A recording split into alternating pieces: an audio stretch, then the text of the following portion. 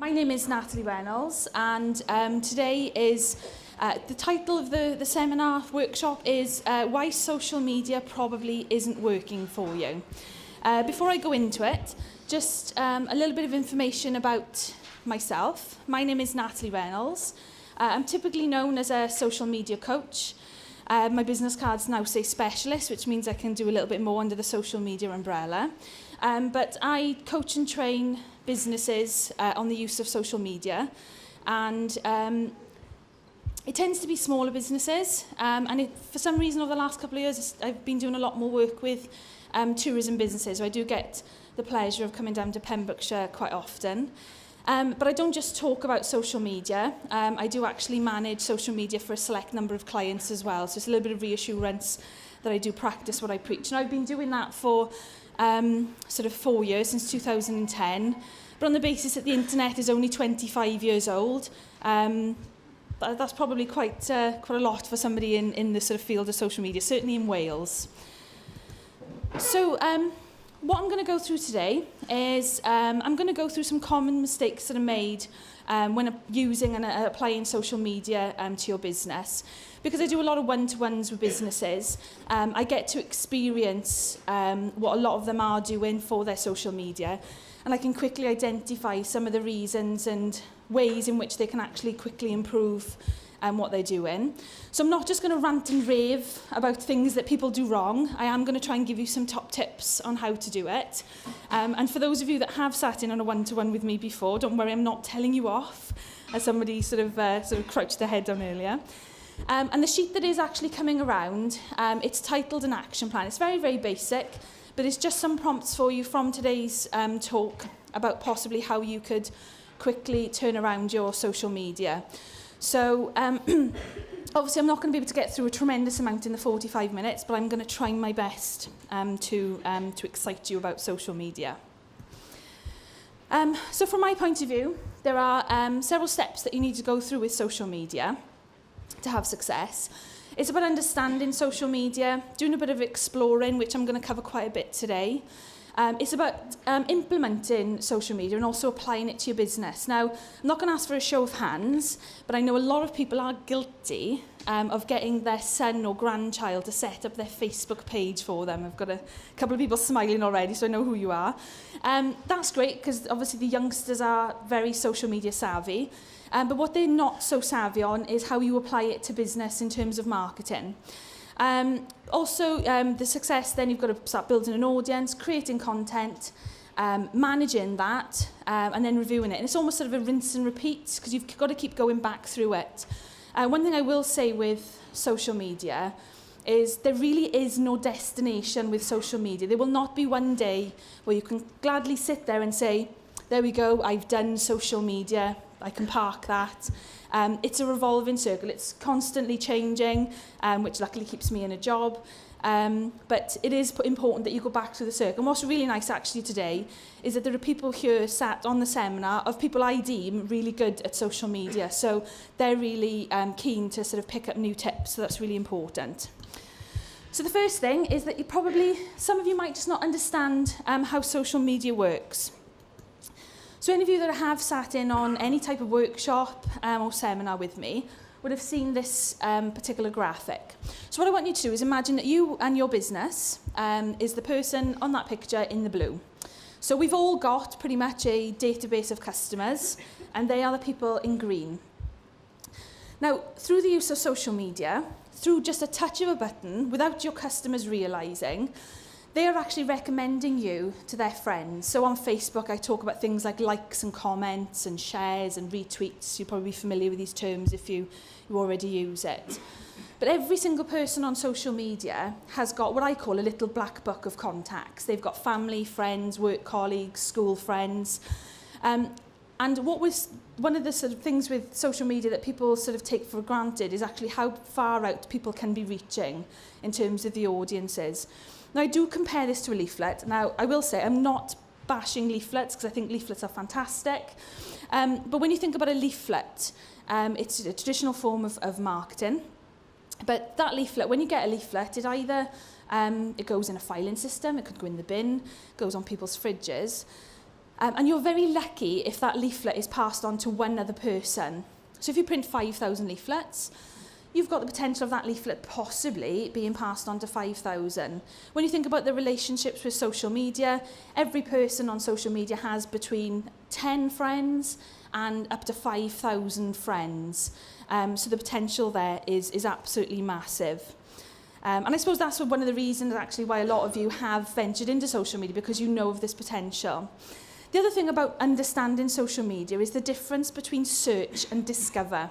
What I try to explain to people, if I'm looking for a holiday in Pembrokeshire, the first place I'm going to go is, if I'm searching, any guesses? We all go to Google straight away. Because we've got a need for it, and that's where sometimes your booking agents do a fantastic job of getting bookings and optimising your websites. But where social media is different is that we don't wake up necessarily wanting to go on a holiday to Pembrokeshire, or Carmarthenshire, sorry, I shouldn't forget my guys in Carmarthenshire, sorry. What happens on social media is that you get discovered through a friend. It's sometimes just by chance. And being, myself being quite an active social networker, the amount of information that I've discovered just from being on the likes of Facebook or Twitter is phenomenal. And that's really where there is a difference. So don't go into social media expecting people to search for you, because they are going to go to Google in that sense. Social media is a simple form of communication. And one thing I want you to focus on today, or to leave, is to really think that social media in the first instance should be used as a way to communicate with your existing audience. And I'm not going to go through this in a lot of detail, because this is more to do with other forms of marketing. But it's for you to really think about, how are you actually communicating with your existing or past customer database? Are you emailing them regularly? Are you calling them? Are you sending them direct mail? Or are you just sitting there waiting and hoping that when they decide to purchase your services, are they definitely going to come back to you, or are they going to be sort of intercepted by a competitor? I'm bombarded on a daily basis with the likes of Groupon and Living Social, of all these great places I can go in England and sometimes Wales. What's to say that your customers aren't being enticed by these forms of sites?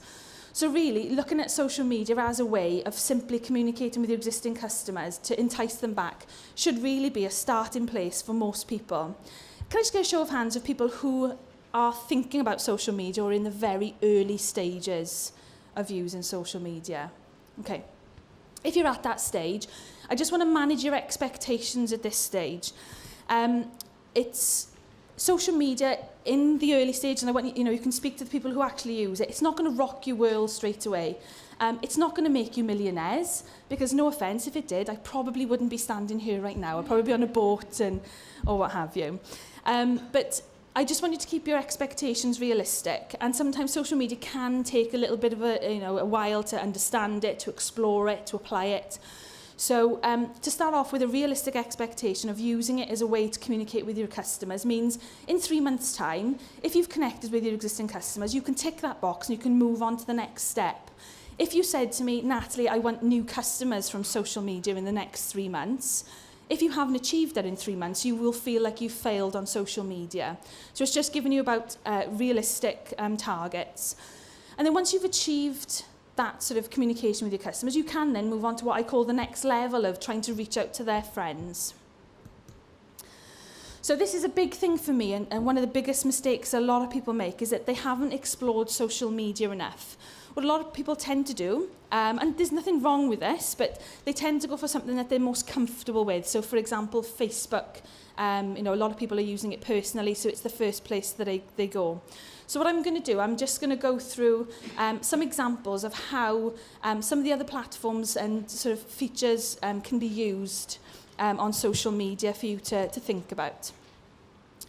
So it's about sort of understanding what those features are so you can explore them. And I want you to realise that sometimes social media isn't all about building massive audiences and broadcasting your messages. I mean, it's great to have 20,000 followers and I think 400,000 fans on Facebook. We all strive to have something like that. But it's also relative to the size and the type of your business. So I'm just going to go into some examples. Can I just have a show of hands? Who falls into the category of an attraction or activity provider in this room? Okay, I'm pretty much talking to you for a minute. I want you to think about where your customers come from and if you get referrals. Through my work with a lot of tourism businesses, a good accommodation provider, when they get a visitor that comes into the area, they know everything that's going on, places to go, things to do with the family. And they tend then to recommend those activities and attractions to their customers. So what I want people who fall into that category of attractions or activity, I want you to now start thinking of social media, not as a way of trying to reach out to those, what I call day visitors coming into the area. I want you to think of it as a way of communicating and connecting with the accommodation providers, because those are the ones that are getting the tens and hundreds of visitors coming into the area, because sometimes the typical sort of behaviour of a customer coming into Pembrokeshire is that they will book their accommodation first, and then they'll look at doing the attractions and the activities when they come in there. So using social media, in particular, Twitter is a very good tool for this.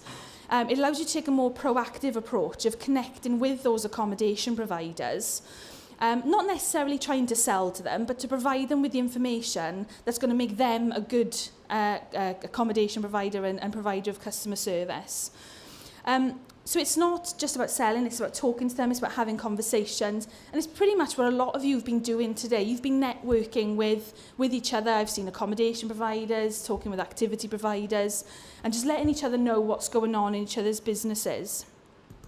So for those of you that do use Twitter, or thinking about exploring it, there is a tool called Follow a Wonk. I have to be careful how I say that, followawonk.com. What this allows you to do, it allows you to search the Twitter, everybody's laughing now. It allows you to search the Twitter bios or profiles of people on Twitter. So this particular example, I've searched for anyone that's used the word bed breakfast that is located within Wales, and this particular example's got Brecon Beacons, Swansea, Pembrokeshire, and I tried to pick up some of the sort of major cities and towns and counties. And it actually brought up 44 results. Now, if you typed into Google bed and breakfast in Wales, you might not have got these 44. So it just gives you an opportunity of being able to sort of connect with an audience. And sometimes it's just about letting them know what's going on.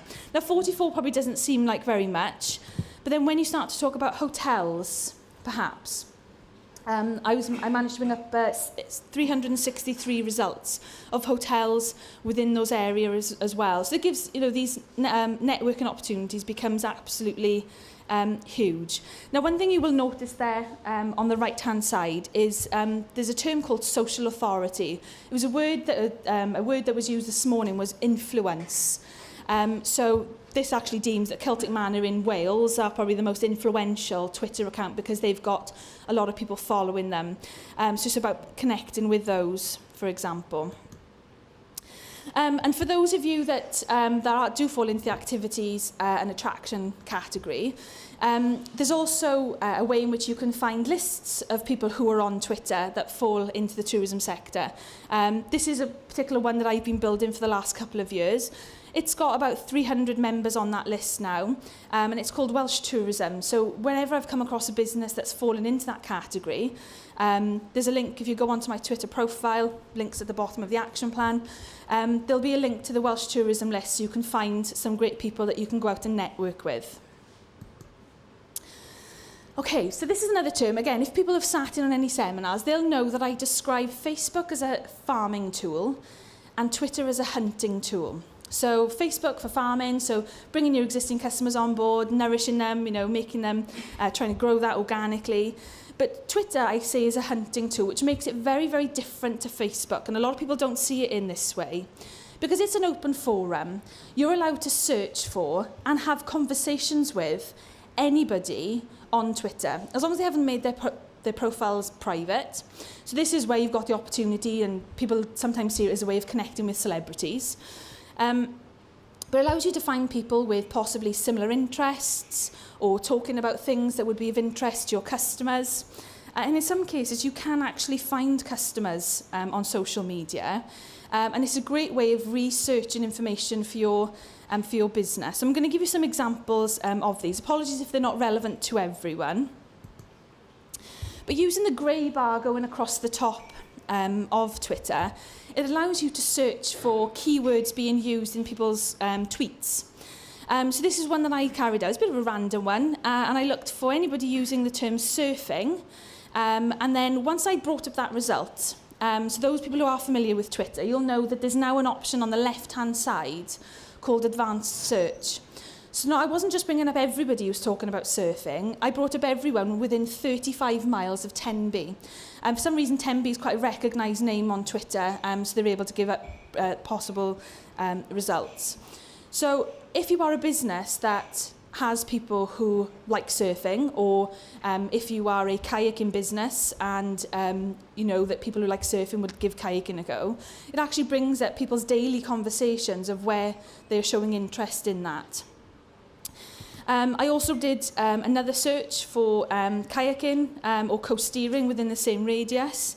And I've got a lot of people talking about kayaking. Again, if you're a kayaking business, it allows you to connect with these people and not necessarily just sell to them, but make that connection. So it's about what you put into Twitter will be what you get out of it. So the number of things that you can try, and I'll hold my hands up. I literally did this search this morning at 8:30. I was just curious to find out what people were talking about, and it brought up some results. This is the one I bring up. Apologies that it is a Cardiff example, not because I'm a Swansea City fan, but because I know that it brings up results. But it brings up results of people who are asking their friends for recommendations of hotels in Cardiff. I have greyed one out because he was swearing, and I didn't want to include that in my presentation.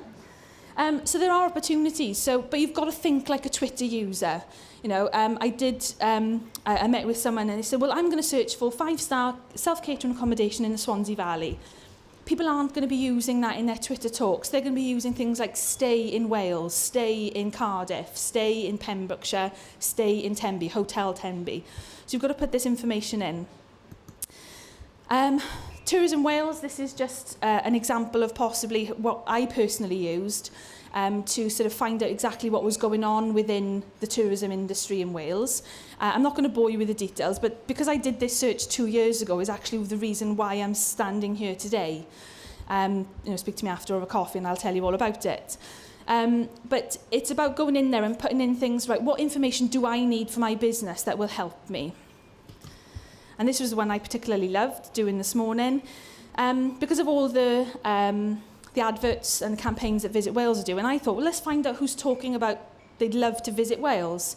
And there's lots of people on there saying that they'd love to visit Wales, saying that they've never been. There are hundreds of opportunities for you on Twitter. And one of the ones that I loved the most was that there was one particular lady. She was a little bit younger, but she'd seen the dolphins on the Welsh advert. And she said, dolphins in Wales? No chance.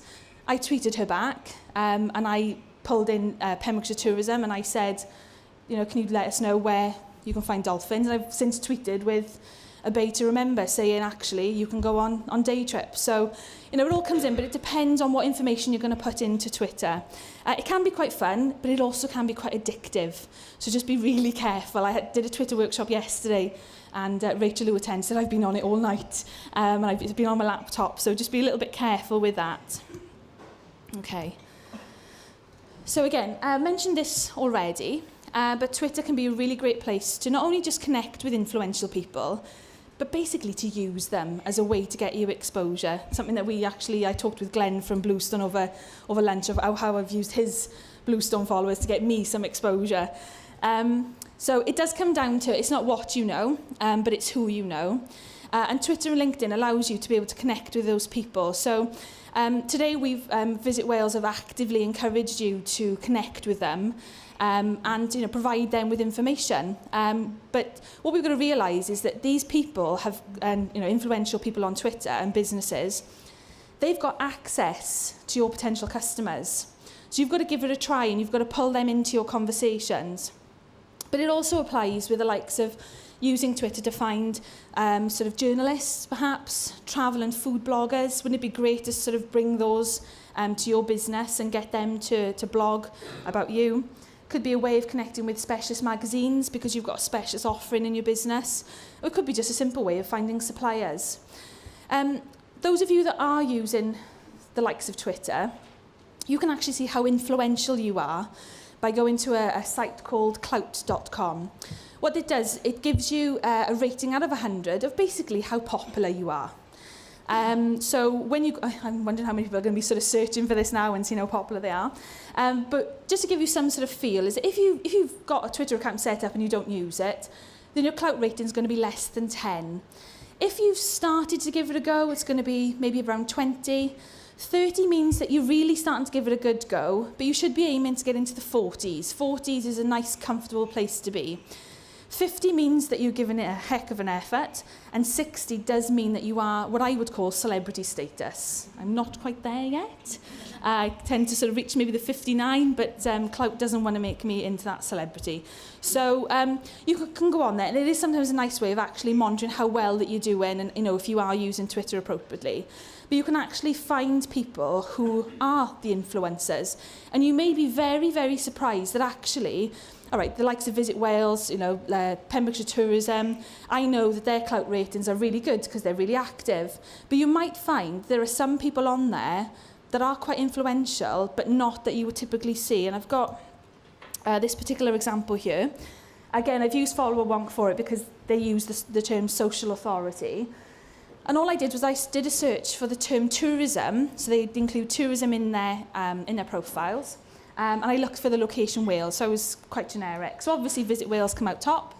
Then you've got Wonderful Wales, they tend to be more sort of East Wales.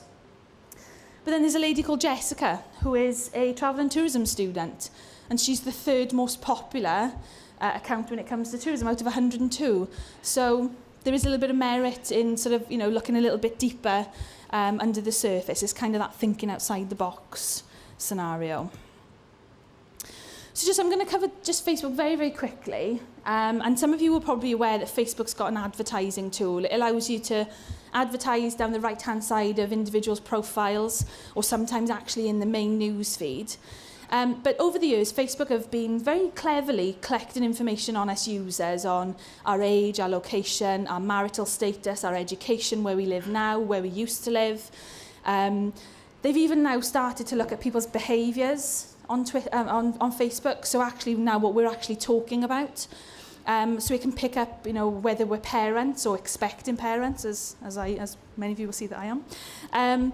And it then starts to give you relevant advertising. So as a business, this is a really great opportunity, because if you can really narrow down who your audience are, then that means that you've got that potential to reach out to those people.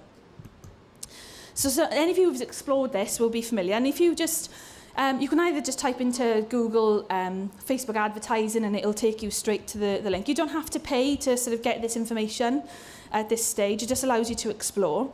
This is a very sort of random sort of advert I was going to do. It was within 70 kilometres of Llanelli and 70 kilometres of Tenby, so that was probably going to take me all the way from West Wales, maybe down to sort of the Swansea, Port Talbot area. I wasn't really fussed on age at this particular stage. Didn't really mind whether it was going to be male or female. But the major things about this particular advert is that I wanted to target people who have actively said that they are interested in kayaking or surfing. But I've also gone to what is called a broad category for people who are parents of any child between the ages of 4 and 19. What this tells me now is that I've got the potential to advertise to 3,500 people that have a very good likely chance they would be interested in my product. Then the next question I usually get asked then is, how much do I pay for advertising? Well, you don't know until you've actually gone in and explored the tool. So this particular example, I thought, right, I'll run this advert for a month. Minimum you can advertise is £1 a day on Facebook. So I'm going to give Facebook a £31 and I'm going to let them run the advert for a month. And then pretty much, if you're looking to build your audiences on social media, on Facebook, there are 3 options. This particular option is called bid for page likes.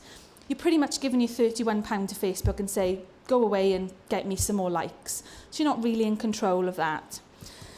But to put it into perspective for you, if I was to change that to bid for clicks, so this is very similar now to your pay-per-click on Google advertising, this actually says that I would bid between 17 pence and 34 pence per click.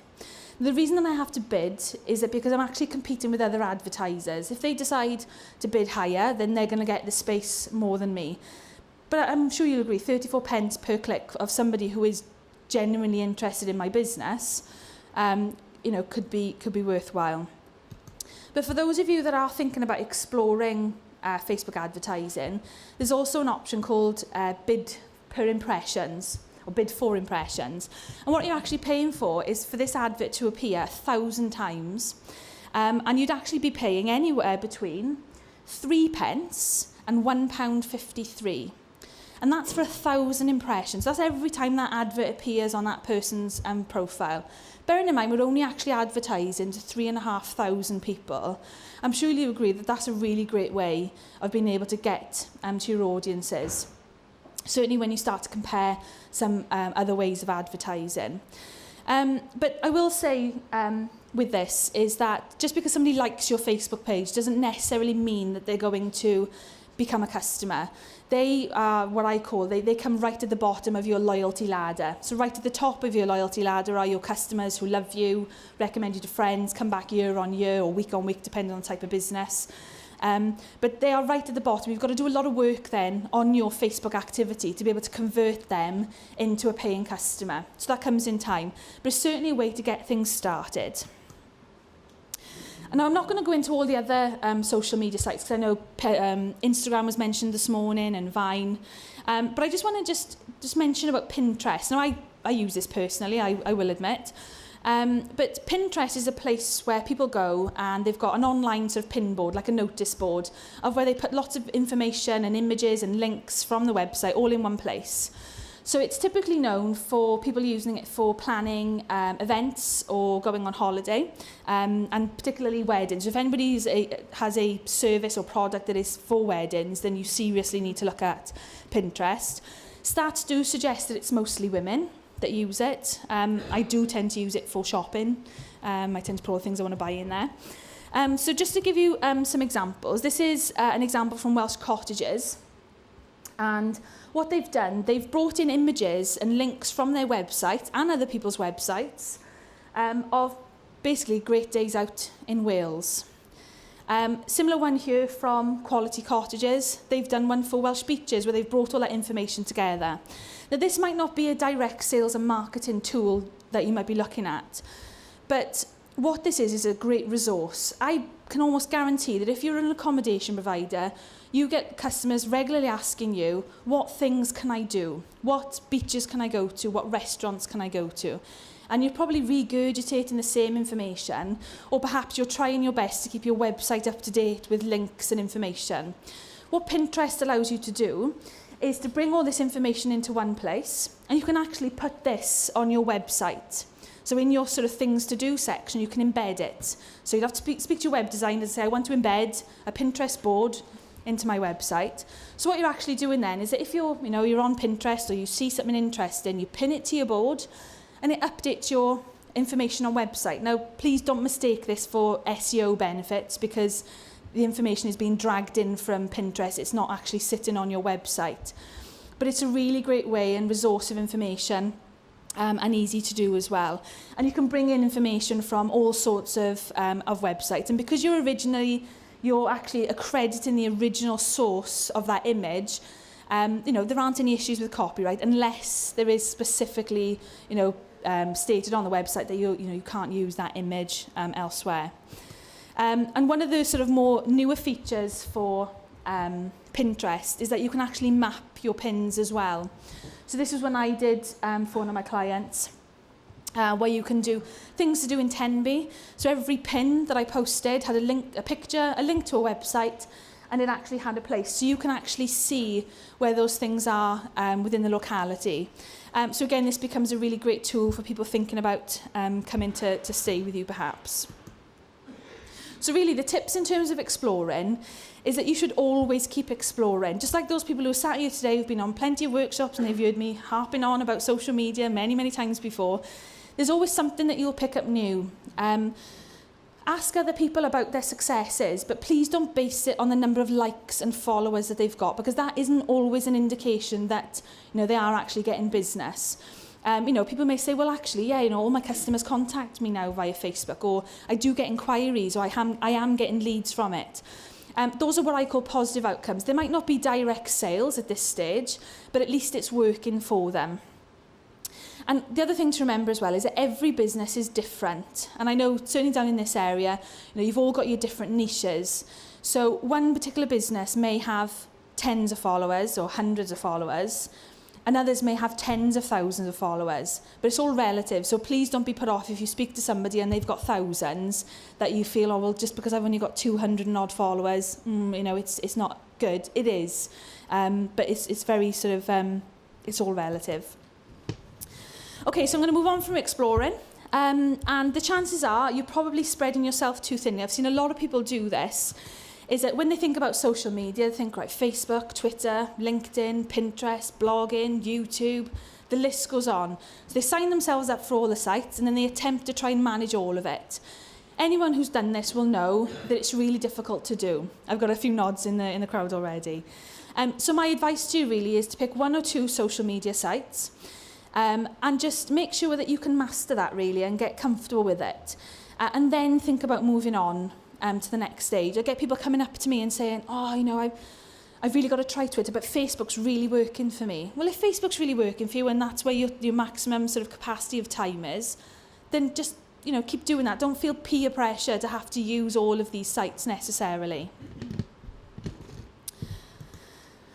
Okay, this is a bit of a sad one. Your friends are your only fans. Who's got a Facebook page? Okay. Have you all hit that invite friends option? We've kind of all done it. It's okay, it's allowed, and it's great to get you started. But most people tend to use this as sometimes one of their only options. I met a lady once, and she said, I've only been on Facebook for a week, but I've got 140 likes on my Facebook page. I said, wow, that's really good. How did you do that? Well, they're my son's rugby friends. I said, okay, have they ever been to stay with you? Oh, no, they've never been to stay. Do you think they're going to recommend you to their friends? Oh, no, they're not the type to do that. It's a little bit of a false economy. So just take it with a pinch of salt. There is the option to invite friends, but, try and sort of, you've really got to think about exploring other ways to get social media followers and likes. There is no magic button, because if there was, I'd probably sell that button and make a fortune. But the first thing that you need to do is concentrate on getting your existing customers to join you online. And it does then go to using other forms of marketing to get them on board. But just remember, the reason that you're doing this is because these are the customers that know, like and trust you the most. These are the ones that will click that like and comment button all the time. They're the ones that can share it with their friends. And they're the ones that will help you grow your social media in the early stages. Now, on the action plan that has been sent around, I'm hoping that it's managed to make its way around. If not, we'll find some at the end. There's sort of a tick list of ways in which you can attract your existing audience. You pretty much now want to think about putting your links to your social media everywhere you would traditionally put your website. Now, I'm not just talking about the Facebook icons and the Twitter icons. I want you to put the links on there as well. Anyone who uses Facebook will know that the search option is really not that great. So you want to put the link in there, and especially if you've got an older audience as well. My mum, 65, she uses Facebook, and unfortunately she uses Candy Crush. She's familiar with it, but if I told her to find a page and to like it, she wouldn't have a clue what I was talking about.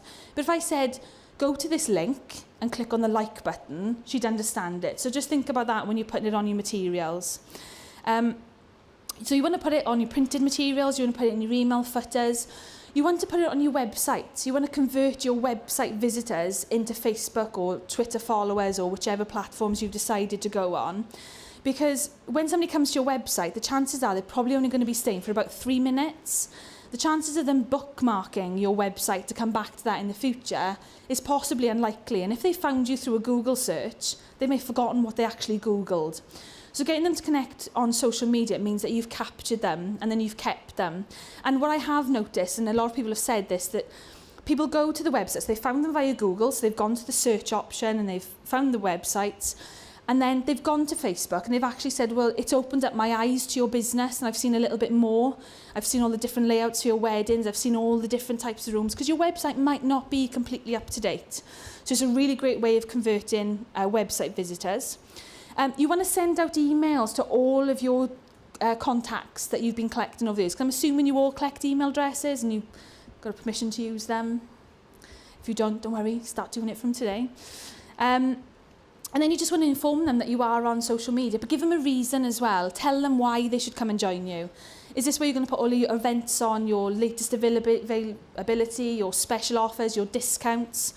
And I've had one client who actually didn't have email addresses, but he had mobile numbers for them all. So he went through the process of messaging all of them and saying, I'm on Facebook, come and like my Facebook page.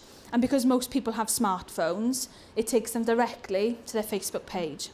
And really, you want to be thinking about telling people, if you're an accommodation provider, right from that point of inquiry to the point when they book, to when they check in and when they check out, you want to be just mentioning that you are on these sites in order for them to connect with you.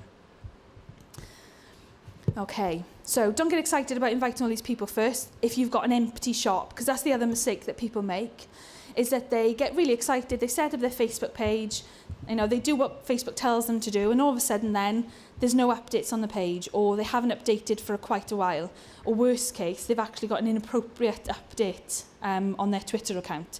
The reason I put this in is that I wasn't invited, somebody had followed my Twitter account, and I thought, well, I'll just have a look at this person. It was a bank manager, a commercial bank manager in a particular city, town down west. I'm not going to tell you who it was, and it was for a high street bank.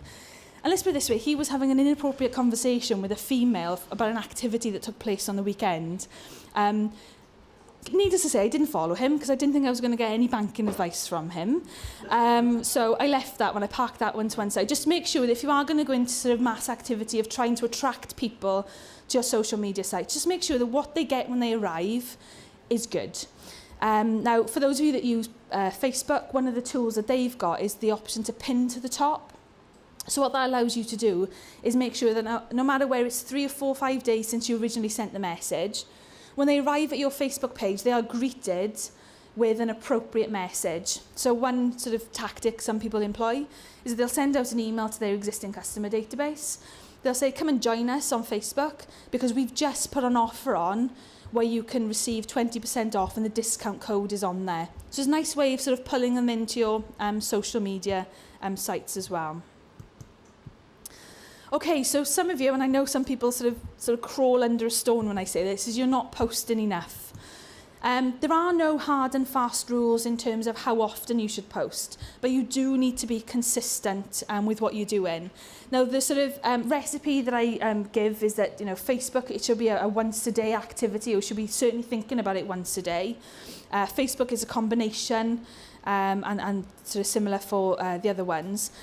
But, and again, you've heard me preach about this before, is that really you should be aiming to do 5 posts a week on the likes of Facebook. Because I know if I give you 5 as a target, I know that you'll do 3. Because if I give you 3, you're probably only going to do 1. And when you think about the sort of, you know, the fact that people are logging on daily, they've got hundreds of connections, they've got thousands of updates to read, you've really got to make sure that, you know, your messages are being seen. So it is important to be consistent. But what you'll find is that you'll also pick up momentum as well if you do tend to think about it on a daily basis. It's pretty much like having a shop window on the high street where somebody walks past every day. Wouldn't that be nice if everybody walked past your business every single day? And they see your window display, which is your update. And really, if they like that update, they're going to come and talk to you, so they're going to come into the shop. And that's kind of the first step that you need to take. So it is important to be consistent with your updates. Chances are now you're all assuming too much. You're all assuming that if you post too often, you're going to know your audience. I know exactly what you're all thinking. You know, people don't want to hear about my business all the time, or I'll be boring. But okay, you know, I can give you advice on what to post, but I don't want you to start assuming anything. Until you've actually tried and tested it. You know, you've got to give these things a go. You've got to come out of your comfort zones. And this is where the likes of Facebook Insights is great, because it tells you how well you're doing. It gives you the idea of how much interaction that you're having on your Facebook page, because that's ultimately what we're looking to do, isn't it? You know, we build our audiences of existing customers, and ultimately we're trying to get out to the next layer of friends, and the only way that you're going to do that is through the interaction. So what you've got to do is, through the insights, is find out what works, do more of it, find out what doesn't work, and just do less of it. And you've really got to start trying new things. So when I tell you to take pictures of cushions and food and glasses of wine and brown paper bags and envelopes, people look at me strange now, but these things do make sense in the right context. So Facebook gives you insights. If you haven't explored your insights for your Facebook page, I strongly recommend that you do, because Facebook will actually tell you how far out your messages are reaching and how many people are engaging, and you can easily sort what things work, and then you can simply do more of them. Twitter doesn't necessarily have its own analytics that you can get for free, but this is a site that I used called Favstar, and I was able to identify from my personal account which tweets got the most retweets, so how many people shared it, how many people favorited it, just to find out actually what people are most interested in. And as I said, it's all about trying new things. So this is where you need to step out of your comfort zone. So those of you who aren't an extrovert, maybe like myself, it's about sort of trying out new things. But it's all about telling stories. And I think the word stories was used quite a lot this morning. It's about telling people about what you're planning in your business, what you're doing, what you've done, or perhaps what your customers are planning to do when they come to visit you, or what they are doing or what they have done. And this way, you actually start to educate people on the services and the reasons why they should come and stay with you or use your products and services, by not sort of standing out too much from the crowd. Because we've got to remember is that when people go onto these social sites, they're going on there for social reasons. So they're going there to connect with their friends and family in the first instance. They don't want to be sold to constantly. But also you want to put in a little bit of personality. Anybody who follows any accounts that I manage will see me a mile off, because I do use wow, fab, lovely and amazing. But that's because I'm from Swansea and I'm allowed to. You should never underestimate what social networkers are interested in. For one of my clients, I posted a picture of a cushion and the whole thing went bonkers, and they were all commenting of how lovely that cushion was. It was all to do with the refurb and what have you. But always try things out. Some suggestions fall into the lines of, you know, the views from your premises, people love seeing pictures of people, food, animals, behind the scenes, and as it happens. So you want to put across some unique selling points. So I'm just going to bring up this particular example quickly. It's a picture of a dog at Cwmshon Cottages, which is down in the Swansea Valley, in front of the log burning fire. What does this message tell you about this cottage? Yeah, it's dog friendly, isn't it? So rather than sort of saying we are dog friendly, because there's only so many times you can get that message across, and it's like if you run an event, there's only so many times you can tell people to come to your event. By actually putting up images like this, you're just telling a story, but you're able to get that message across at the same time. It's almost like subliminal messages. And last but not least is that you're not actually telling your customers what you have to offer. So I know I've just harped on about the fact that you've got to be really social and you've got to put all those, you know, wow, fab, lovely and amazing. But it is really important to make sure that you put into your social media activity some sort of call to action. So a call to action is just simply getting your audience to do something. So this could be visiting a website or take up a special offer or an incentive. Because if you don't tell your customers what you're selling, they don't know what you're buying. They'll probably realise that Pembrokeshire is a lovely place to come, but actually, what is your offering? You know, how much does it cost to stay at your premises? You'll find that a lot of social media people are dreamers. You know, they'd love to come and visit you, but oh, you look expensive.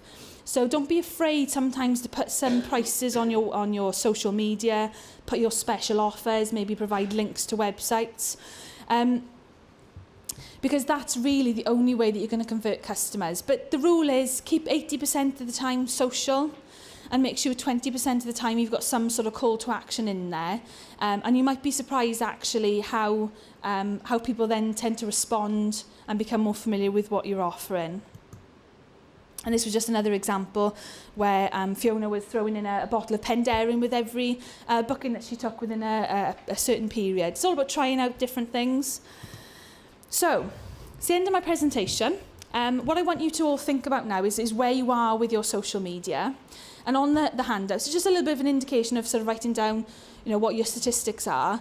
If you do put in some of the things that I've mentioned today, I'd like to think that actually your social media will increase within the next 3 months. So revisit in 3 months and actually see if anything has made a change. From today, I want you to think about what new features that you might explore and how you would use them. So thinking about the keywords that you would search for on Twitter, perhaps.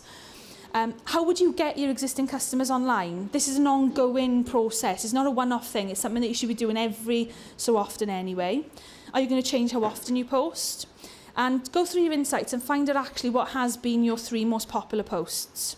What new things are you going to try? And if you are stuck for what things to say, come and have a chat with me over coffee, because I'll pull out some interesting ones. And write down what calls to action you're going to start including in your social media. And I can almost guarantee that something will change on your social media. Now, before we finish, I'm going to do what they did in the Oscars. I'd like to do a Visit Wales selfie to see if we can get it sort of going, not viral necessarily, but it's just my little way. Are we all okay to be featured on Twitter in a picture? Yeah, you don't look particularly thrilled about it right now? Okay, right, this is going to be my attempt. This is so sad. Okay, right. Okay, can I have a backlot of people, the last 3 rows, to stand up, please? I know you're all going to hate me for this, aren't you? Right, let's see how far we can get. Can you all wave, please? There we go. Yay! There we go. Thank you very much. Oh, practicing when I'm preaching, don't forget to follow me on Twitter and Facebook as well.